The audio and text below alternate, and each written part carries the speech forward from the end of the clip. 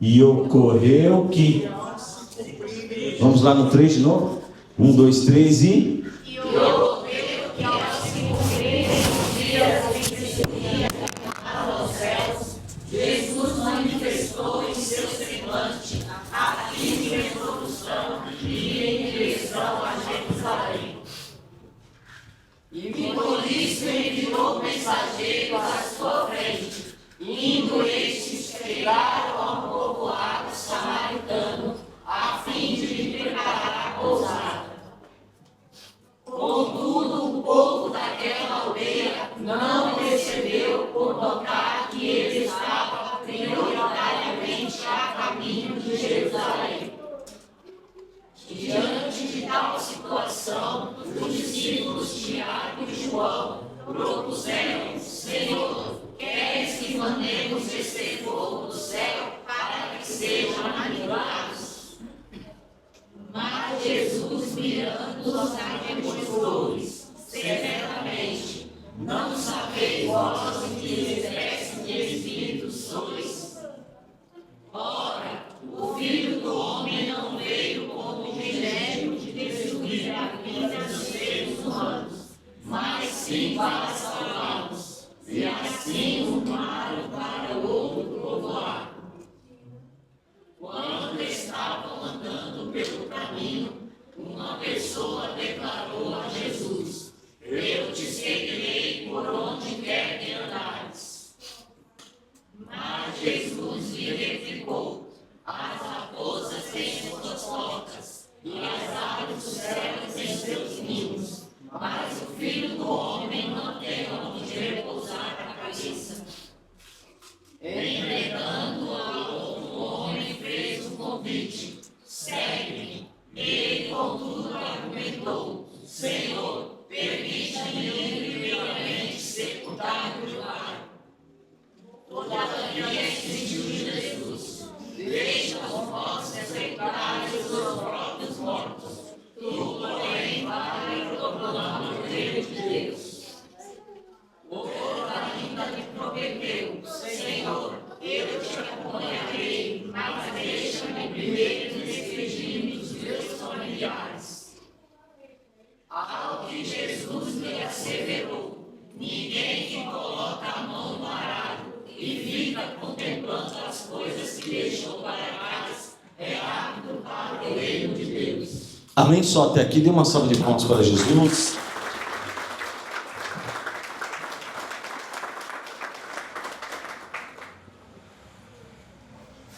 Quero também compartilhar a experiência que tive ali no batismo da Michele. Foi uma bênção. Deus preparou um pequeno grupo para que pudesse estar ali com a Michele. Foi muito espiritual, foi muito especial, né? Foi uma coisa maravilhosa. E mais ainda porque você estava aguardando isso, coração queimando, né? Às vezes até um pouco, de repente, aí cada culto que passava não acontecia, né? Um pouco de angústia, preocupação. Mas Deus separou e reservou aquele dia, tinha que ser aquele dia. Nós entendemos exatamente. Não houve omissão da nossa parte, né? Mas houve uma coordenação de Deus para que pudesse acontecer naquela data e de forma tão especial. Eu espero em Cristo Jesus que aquele batismo, como disse Lucas, né, possa impactar a sua vida e você continue sendo uma mulher especial para Jesus, para a sua família e para essa igreja. Amém, queridos? Rebeca, eu preciso da sua ajuda aqui. Queridos, eu quero pregar nesse texto, pra você me ajudar, porque ele está apagando, de novo. Não sou muito bom com tecnologia, irmãos, mas eu chego lá. Amém? Amém.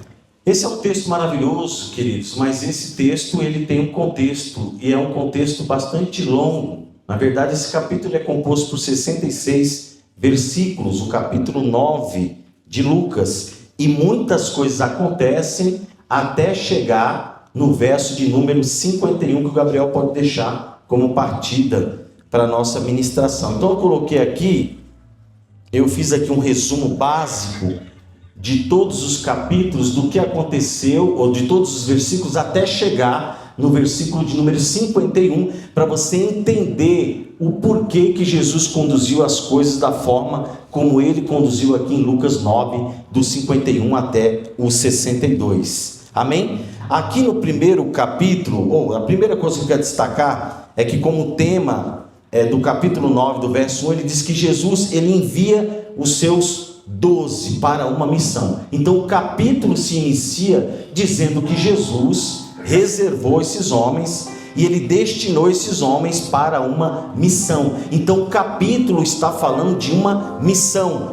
A segunda coisa que eu quero destacar é que Herodes tenta encontrar Jesus, porque quando Herodes toma conhecimento que João já tinha morrido e agora os milagres continuavam acontecendo, as aglomerações, as multidões continuavam se aglomerando em volta de um homem, ele ficou muito preocupado e passou então a perseguir e procurar que Jesus era esse. A terceira coisa que aconteceu ali foi a primeira multiplicação dos pães, aonde Jesus alimentou uma multidão com mais de 5.000 homens, tirando mulheres e filhos. Então tinha aproximadamente mais de 20.000 pessoas que foram alimentadas ali com alguns pães e 2 peixinhos, amém? Houve uma multiplicação ali. Tudo isso aconteceu no capítulo de número 9. A quarta coisa que eu quero destacar é que Pedro confessa que Jesus é o Cristo, ou seja, Pedro reconhece que Jesus é o Senhor, que Ele é o enviado. Ali também a quinta coisa que eu quero destacar é que Jesus começa a predizer sobre a sua morte e sobre a sua ressurreição. E com isso, é lógico, os discípulos começaram a ficar preocupados, porque eles não entendiam exatamente ali o contexto disso. Então na cabeça deles era assim: peraí, como que Jesus vai morrer? O Senhor não pode morrer. Nós não conseguimos lidar com essa ideia do Senhor morrer. Eles ainda não conseguiam entender que Jesus era o Cordeiro de Deus e que Ele precisava derramar o seu sangue para resgatar homens e mulheres dos seus pecados. A sexta coisa que o texto está destacando é que Jesus proclama, ele diz: tome a sua cruz e siga-me. Parte da mensagem de Jesus, além das curas milagrosas que acontecia, Jesus estava sempre proclamando para que as pessoas viessem até Ele. E nesse capítulo que nós lemos, o capítulo 9, está exatamente dizendo que Ele diz: tome a sua cruz e siga-me. É uma ordem, é um chamamento. A sétima coisa é a experiência do monte da transfiguração. Tudo isso aconteceu no capítulo 9. Os seus discípulos foram marcados com uma experiência maravilhosa. Jesus no monte das transfigurações, juntamente com Moisés e... me ajuda aí, igreja. Moisés e Elias desceram no monte das transfigurações ali. Pedro estava dormindo, viu, não viu, mas nós acreditamos no que o texto diz. Jesus estava lá, Moisés estava lá e Elias também estava lá, e eles tiveram e viveram essa experiência. A oitava coisa que esse texto apresenta é a cura de um menino possesso de demônios.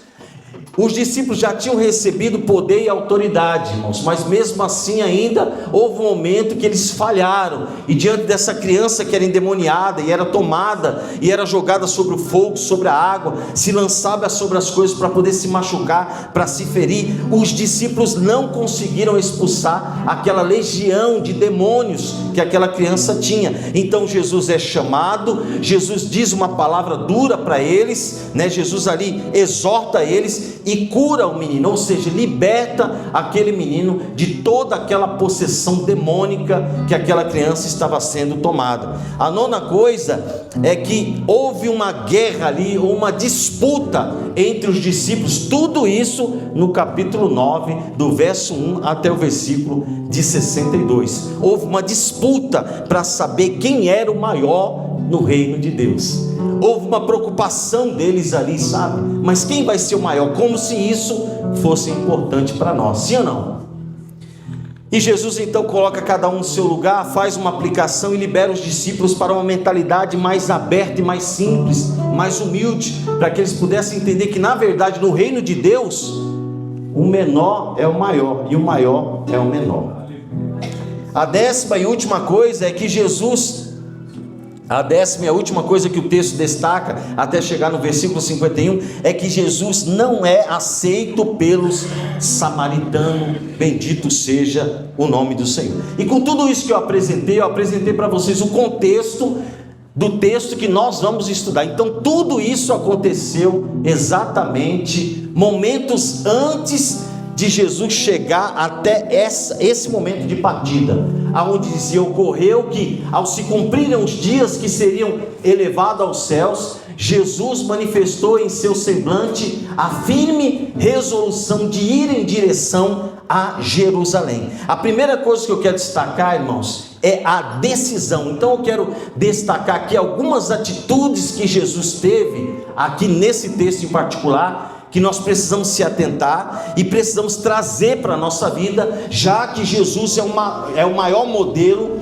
é o melhor modelo para nós, é o modelo ideal, é o padrão correto. Então nós temos que olhar para Ele, nós temos que fixar o nosso olhar nele e aprender com Ele e entender o significado de cada coisa e o porquê de tudo aquilo que está acontecendo conosco. Jesus vinha de dias bons e de dias ruins, desafios, dias de alegria, de tristeza, dias que ele teve que exortar muita gente, mas quando chega aqui nós entendemos que a obra tinha terminado aqui para os samaritanos. Aonde Jesus estava, a obra estava se encerrando. Jesus estava sacudindo a poeira dos pés e avançando para Jerusalém. Ele estava voltando para Jerusalém, e nessa volta dele para Jerusalém, eu quero destacar exatamente que houve uma decisão de Jesus.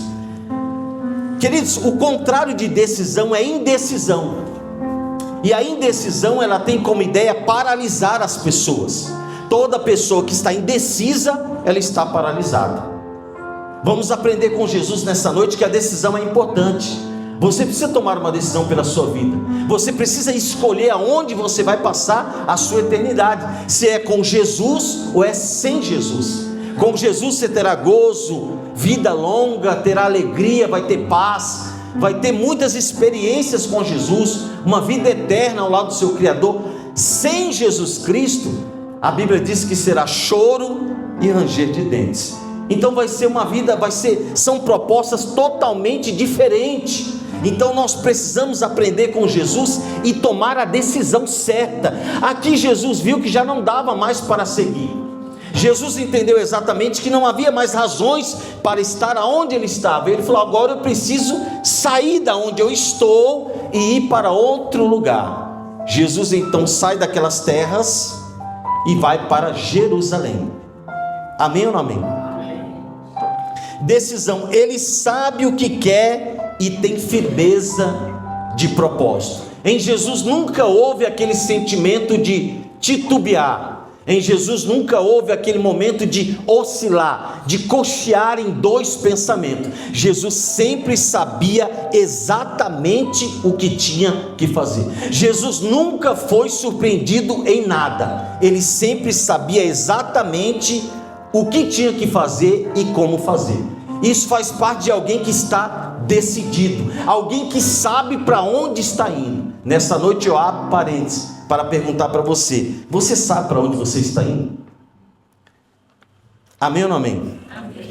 A segunda coisa que eu quero destacar, a segunda atitude que Jesus tomou, está no verso 52, que é enviar. E por isso enviou mensageiros à sua frente, indo estes, chegaram a um povoado samaritano, a fim de lhe preparar pousada. Enviar. Ele sempre envia alguém antes dele. Há muitas coisas que Deus quer fazer na vida de outras pessoas, mas para isso ele precisa enviar os seus discípulos. O discípulo é aquele que vai preparar o caminho, que vai pavimentar o caminho para que Cristo possa alcançar aquele indivíduo. Se você olhar para a sua vida e fazer um mapeamento rápido, você vai perceber que Deus sempre enviou alguém para poder ir até você, ou seja, um representante dele, para que pudesse falar em nome dele e apresentar Cristo como seu Salvador. Querido, você foi salvo em Jesus Cristo.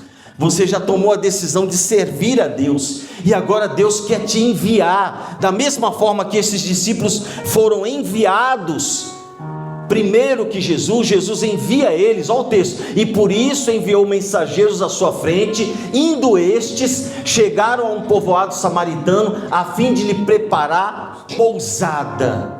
Aonde Jesus passava, irmãos, eu comecei a assistir uma série com a pastora, que é a série The Chosen, é isso?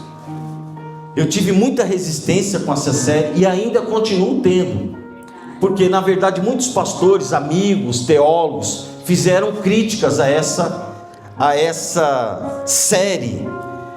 E aí, bom, para eu poder fazer crítica, eu preciso assistir.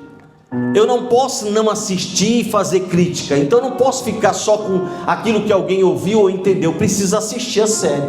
E eu comecei a assistir a série exatamente para poder entender tudo sobre a série, para que eu pudesse ali então fazer alguma crítica. Eu já tive algumas experiências com a série, irmãos. Eu já fui marcado com alguns pontos naquela série. Discordo de algumas coisas estão fora de contexto, mas de modo geral as coisas estão caminhando. E prestando atenção ali, o trabalho que Jesus faz de enviar, aqueles homens primeiro para poder preparar é muito importante. E talvez você não tenha percebido o quanto que você é importante para que outras pessoas sejam salvas. O velho convite, sabe, aquela velha ideia de aguçar o outro, porque o que é? A igreja é como o sal da terra. O que o sal faz? Ele provoca, sim ou não? Ele provoca, o sal provoca sede. Ninguém consegue beber água se não estiver com sede. Além de mim, que tenho problema renal, preciso beber todo dia, querendo ou não, tem que beber 1 galão de água. Mas geralmente as pessoas estão acostumadas a beber água porque elas sentem sede. A igreja recebeu a função e a ordem de provocar a sede nas pessoas. Então assim, Jesus está voltando, sim ou não? O Lucas acabou de cantar essa canção maravilhosa. Ele está vindo buscar a igreja dele. Nós precisamos estar preparados. Se ele está vindo, o que a igreja tem que fazer, irmãos? A igreja tem que continuar provocando sede nas pessoas, para que as pessoas sintam sede e bebam dessa água e possam saciar a sua sede espiritual. Às vezes as pessoas no mundo têm sede, mas não conseguem entender a razão da sua sede e o que seria essa sede. E a igreja está aqui exatamente para fazer esse trabalho. Então a segunda atitude que Jesus tomou foi a atitude de um missionário, de enviar, e enviou um grupo de homens para que fosse adiante dele, preparar pousada, para que ele continuasse fazendo a obra de Deus. Amém ou não amém? Você é um obreiro de Deus. Está na hora de você sair do lugar onde você está e começar, sabe, a receber isso como uma ordem, sabe, visitar as pessoas, mandar mensagem, convidar as pessoas. Não seja mal educado, não seja grosseiro, não diga o que a Bíblia não disse, não prometa o que a Bíblia não prometeu, mas diga para as pessoas de forma simples e objetiva: olha, vá visitar nossa igreja é uma bênção, você vai ver, nós vamos orar por você, pela sua casa, pela sua família, Deus há de fazer alguma coisa por vocês, queridos. Você foi enviado para fazer isso, amém? Essa não é só uma missão do pastor, e esse não é só um dever do pastor e dos obreiros, amém ou não amém? A terceira coisa que eu quero destacar está no verso 56, que é a compaixão. Vamos ler no 3, 1, 2, 3. Toma, você consegue ligar o ventilador? Por misericórdia. Mas sim para salvar, e assim para outro povo. Amém ou não amém? A compaixão, a terceira atitude de Jesus, em Lucas 9, dos 51 a 62, esses versículos apresenta Jesus com compaixão. Ou seja, ele perdoa a ignorância das pessoas, porque o seu propósito é salvar e não condenar. Amém ou não amém? Amém. O que aconteceu aqui é que João e André não foram muito bem recebidos ali, sentiram as dores ali de Jesus, porque Jesus não era bem-vindo em Samaria pelos samaritanos. Então eles criaram uma resistência e eles quiseram tocar fogo neles. E aí Jesus então responde: ora, o Filho do Homem não veio com o objetivo de destruir a vida dos seres humanos, mas sim para salvá-los. E assim rumaram para outro povoado. A compaixão é algo que tem que estar intrinsecamente no ser humano, em mim e você. Primeiro porque nós a recebemos. O Senhor teve compaixão e misericórdia de mim e de você. Ou você se esqueceu o estado miserável em que você se encontrava quando Ele te encontrou? Será que você esqueceu de tudo que o Senhor já fez por você e o quanto Ele teve misericórdia de você? Então nesse texto Jesus mostra exatamente que a proposta dele é salvar. Que Jesus não tem intenção que você morra e vá para o inferno. Não, Ele quer te salvar. Ao passo que aquelas pessoas não receberam Jesus e nem os seus discípulos. E os discípulos já tinham recebido autoridade e poder para poder curar, expulsar demônios, fazer milagres extraordinários. Então eles acharam, bom, por bem se nós recebemos poder e autoridade, nós podemos orar ao Pai e Ele pode enviar fogo e queimar todos aqueles que resistiram à pregação do Evangelho, que foram grosseiros com Jesus. Eles tomaram a dor de Jesus. E Jesus disse, não, calma aí, peraí, vocês estão entendendo da forma errada. Eu não vim para isso, ainda não. Nós estamos no momento da graça, e o que Jesus oferece para você nessa noite é compaixão pela sua alma e pela condição que você está hoje. Ou seja, Jesus tem misericórdia de você. Ele veio para salvar, Ele não veio para destruir. Amém ou não amém? Ele vai vir para salvar, e Ele veio para salvar. Haverá um momento que Jesus vai recolher a sua igreja. Daí então aquele que era advogado senta na cadeira de juiz, então vai passar a julgar. Aí então teremos problemas. Aqueles que estiverem nessa terra vão ver ali que a compaixão foi colocada de lado, e agora será aplicada a justiça de Deus implacável. A ira de Deus, a ira do Cordeiro será derramada. Irmãos, eu não vim aqui para poder falar sobre isso. Eu vim aqui para falar da compaixão e da misericórdia de Deus. Mas essa é uma realidade. Aqueles que rejeitarem Jesus, a salvação, o sacrifício, o sangue derramado, terão que pagar com a sua própria vida. Haverá selos, haverá taças de ira que serão derramadas sobre essa terra. Mas Jesus quer poupar a mim e a você através desse sentimento chamado compaixão. É a compaixão de Deus que vai nos tirar, para que essas taças sejam derramadas, para que a ira do Cordeiro, a ira de Deus seja derramada. Deus quer nos poupar, e é com essa misericórdia, e ela está aqui nesta noite.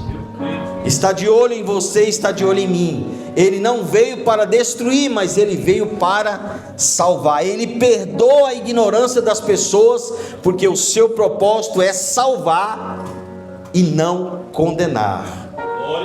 A quarta coisa, a quarta atitude que Jesus tem nesse texto é a sua itinerância e o preço da chamada. Está no 57 e no 58.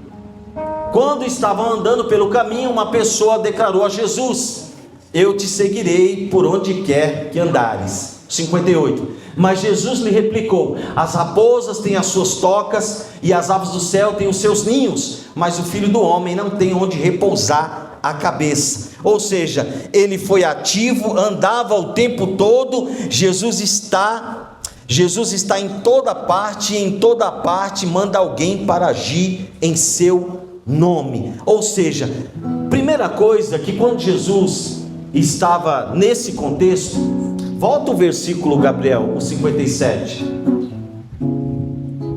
Jesus não chama aí, Jesus não chamou ninguém aí, Ele estava simplesmente pregando e fazendo a obra. Mas quando ele estava andando pelo caminho, uma pessoa declarou a Jesus.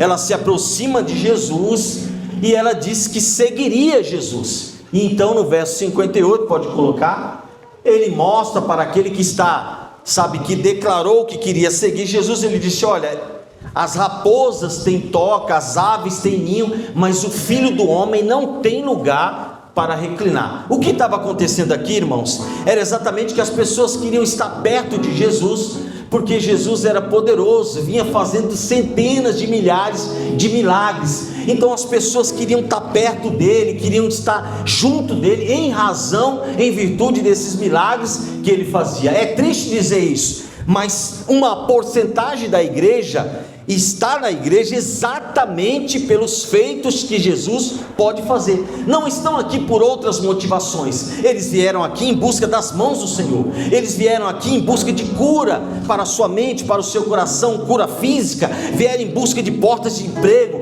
Vieram em busca de resgate para os seus filhos. Pouquíssimos são aqueles que vieram porque entenderam que tudo aquilo que Jesus fez por ele, era necessário que ele estivesse aos pés dele ali, só para adorá-lo por tudo que ele fez.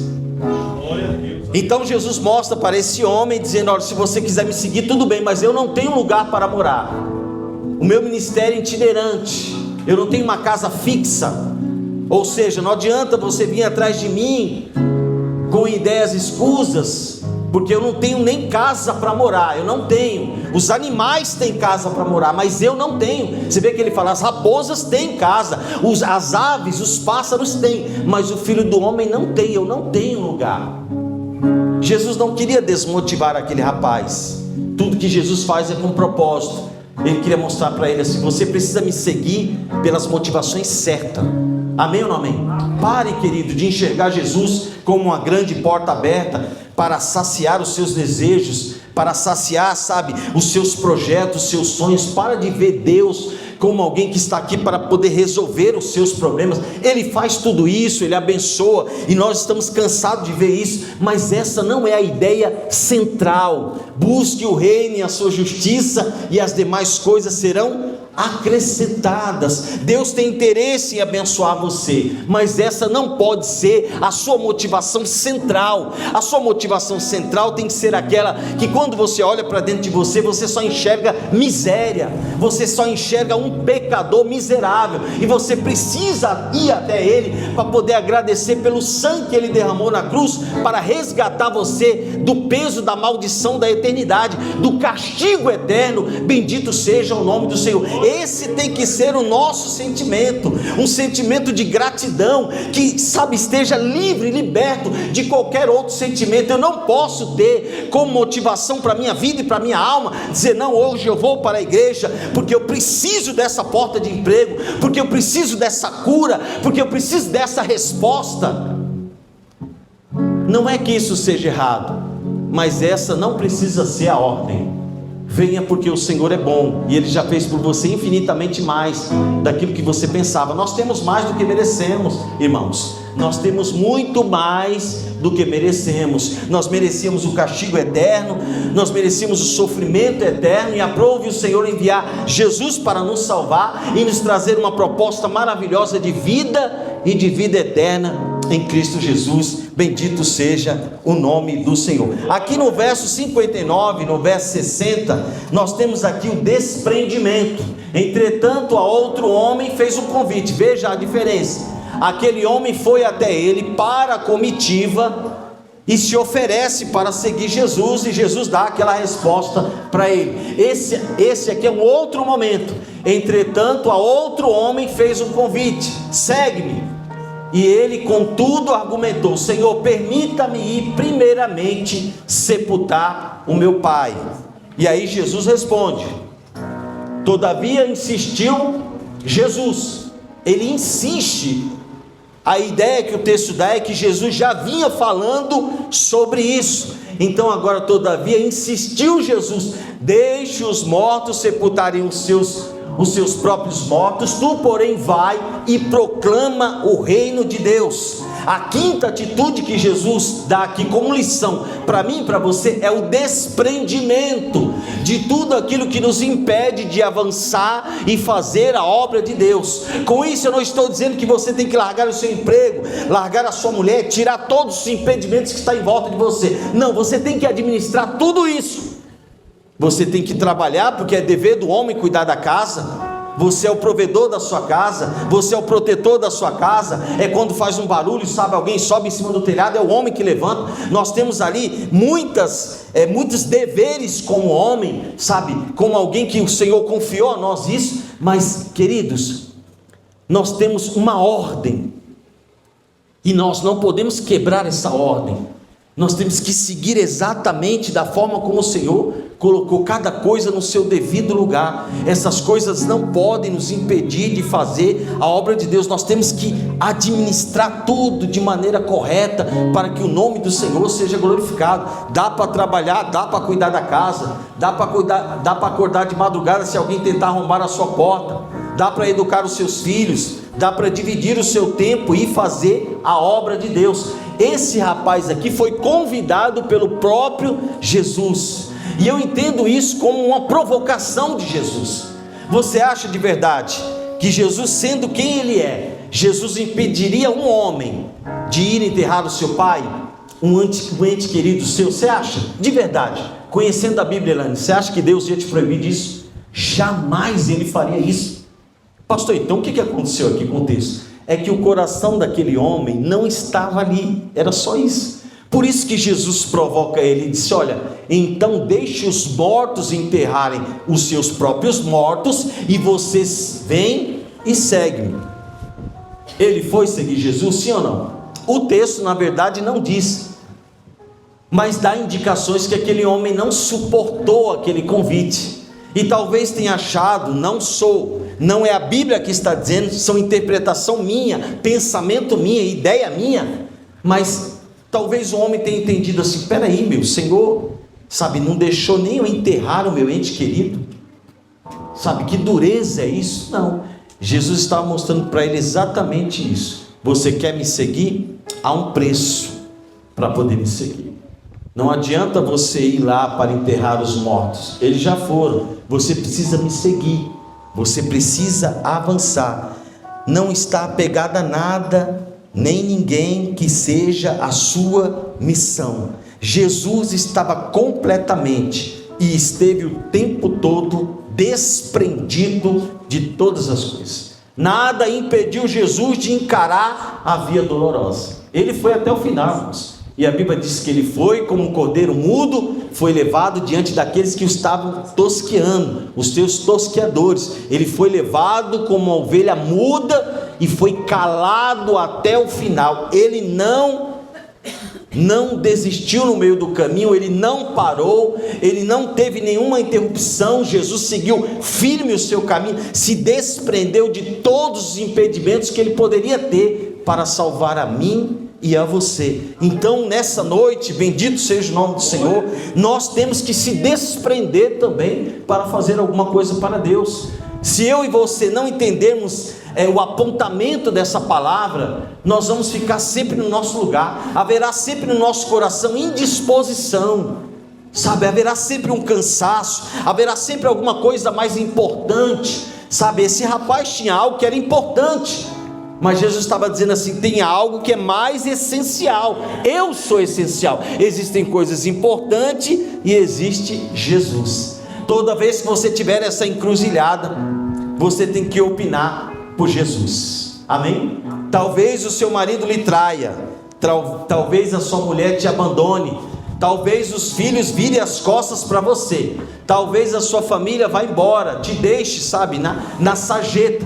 Mas esse Jesus aqui é o único que pode te salvar. Bendito seja o nome do Senhor. Dê uma salva de palmas para Jesus.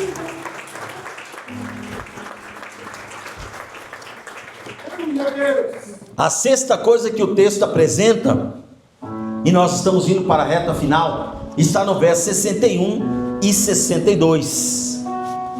A perseverança. Outro ainda lhe prometeu. Ele fez o quê? Prometeu, irmãos. Para um judeu a promessa é algo muito sério.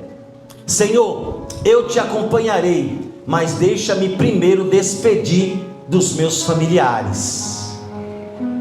Ao que Jesus lhe asseverou: ninguém que coloca a mão no arado e fica contemplando as coisas que deixou para trás é apto para o reino de Deus.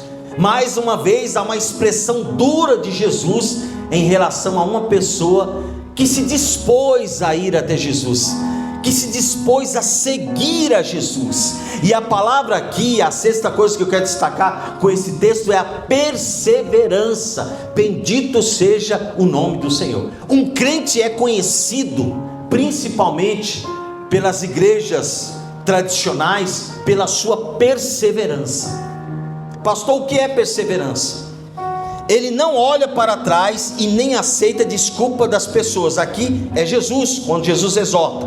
Mas a palavra perseverança no grego significa upomone. É a virtude de suportar batalhas, provações e tribulações. Isso significa perseverança. Um crente que é perseverante, ele tem a virtude de suportar batalhas, provações e tribulações. O contexto da palavra perseverança significa atitude ativa. Não é apenas esperar, mas manter o foco no objetivo e a constância, mesmo sob sofrimento. Ou seja, não haverá vida fácil. E o que estava acontecendo aqui é que Jesus estava cercado de pessoas essas que no futuro teriam um ministério, que ia dar continuidade para a igreja. Muitos deles estavam dispostos a seguir a Jesus, mas uma grande maioria deles estavam simplesmente querendo a mão de Deus, a atenção de Deus, aquilo que Deus podia fazer por eles. Mas Jesus, como o autor da vida, como o Salvador, como aquele que tinha um plano de salvação para a humanidade, ele estava levantando homens para que pudessem fazer a sua obra. E agora alguém se dispõe aí, mas disse: olha, mas eu tenho algo a fazer antes, eu tenho alguma coisa importante para fazer. E aí recebe esse checkmate de Jesus. Imagina você sendo questionado dessa forma. Quantas vezes você já fez isso? Quantas vezes o Senhor te chamou e você cria resistência com o chamado do Senhor? Está sempre dando desculpa. Eu preciso enterrar alguém, eu preciso fazer isso, eu preciso fazer aquilo. Agora não é o momento, eu estou esperando, eu sou jovem demais, eu acabei de casar agora, o meu filho nasceu. São tantas as desculpas que só estão embaraçando você com você mesmo. Quando Jesus diz para ele, ao que Jesus lhe asseverou: ninguém que coloca a mão no arado, são palavras de Jesus, e fica contemplando as coisas que já se passaram, as coisas que ficaram para trás, é apto para o reino de Deus. O que Jesus está propondo aqui, irmãos, com a perseverança, é você se descolar de tudo aquilo que ficou para trás. Tem coisa que nós podemos fazer e resolver. Ninguém dá jeito no passado, ou dá? Dá? Jesus trabalha no homem a partir do presente e coloca propostas para o futuro. Mas Jesus nunca mexeu no passado de ninguém, porque não há possibilidade de mexer e não há nem razões de mexer no passado. Já foi, irmão, está no passado. Olha só o texto: e fica contemplando as coisas que deixou para trás, é apto para o reino de Deus. Isso fala exatamente de alguém que está indeciso, que está sempre olhando para trás, que está sempre preocupado, que está sempre, tem um a fazer, tem alguma coisa, está sempre ali, enganando e sendo enganado, está se sabotando o tempo todo, está mascarado, está perdendo tempo, quando o Senhor está te chamando nessa noite. Você que colocou a mão no arado, não olhe mais para trás, avance, querido, continue caminhando. Foi você que escolheu. O Senhor fez um chamamento. O Senhor diz: quem tem sede, vem a mim, beba. Todos aqueles que estão cansados e sobrecarregados, você que está, com carga sobre o seu corpo, você veio até Jesus livremente. Então siga o seu caminho com Jesus, aceite essa proposta, continue avançando nessa proposta com o Senhor. Bendito seja o nome do Senhor, louvado seja o Senhor nessa noite, que nos deu condição para estar na tua presença. E tudo que Ele está requerendo de nós é só perseverança, irmãos. E a perseverança é suportar tribulações e provações.